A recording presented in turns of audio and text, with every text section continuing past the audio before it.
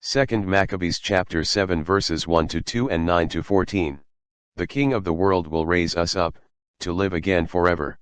It happened that 7 brothers with their mother were arrested and tortured with whips and scourges by the king, to force them to eat pork in violation of God's law. One of the brothers, speaking for the others, said, "What do you expect to achieve by questioning us? We are ready to die rather than transgress the laws of our ancestors." At the point of death he said, "You accursed fiend, you are depriving us of this present life, but the King of the world will raise us up to live again forever. It is for his laws that we are dying." The third suffered their cruel sport. He put out his tongue at once when told to do so, and bravely held out his hands, as he spoke these noble words. "It was from heaven that I received these, for the sake of his laws I disdain them, from him I hope to receive them again." Even the king and his attendants marveled at the young man's courage. He regarded his sufferings as nothing. After he had died, they tortured and maltreated the 4th brother in the same way. When he was near death, he said, "It is my choice to die at the hands of men with the hope God gives of being raised up by him, but for you, there will be no resurrection to life." 2 Maccabees records Jewish history from the time of the high priest Onias III, and King Seleucus IV, 180 BC to the defeat of Nicanor's army in 161 BC. The author of 2 Maccabees states that this 1-volume work is a shortened version of the original of 5 volumes of Jason of Cyrene and is dated at about 100 BC. The focus of 2 Maccabees is not on the exploits of Judas Maccabees but more on God's marvelous interventions on behalf of the Jews and their temple.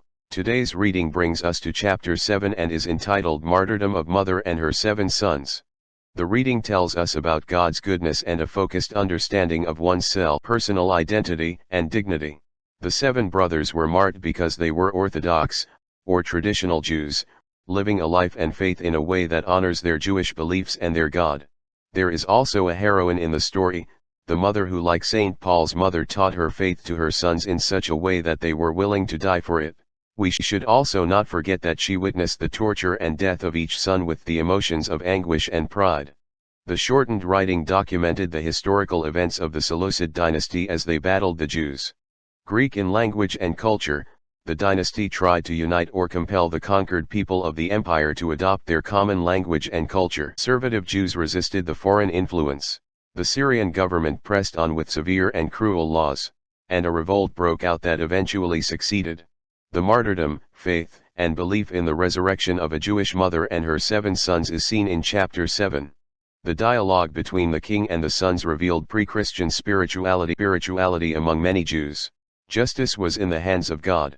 The righteous would receive their reward, if not in this life, then in the next.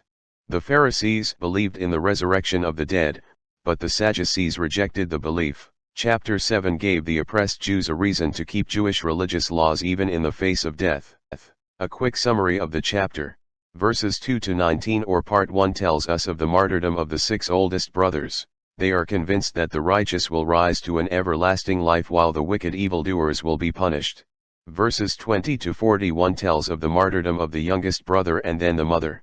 The mother, speaking to her youngest, is quoted in verses 28 and 29 as saying, "I beg you, my child, to look at the heaven and the earth and see everything that is in them, and recognize that God did not make them out of things that existed.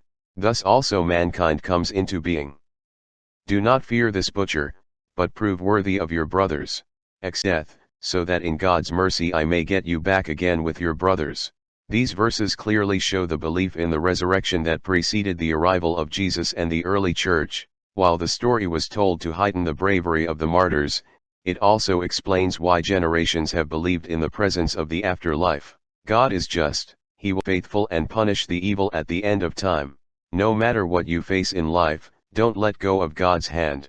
While the resurrection promises us a new and perfect life in the future, God loves us too much to leave us alone, to contend with the pain, guilt, and loneliness of our present life. Josh McDowell.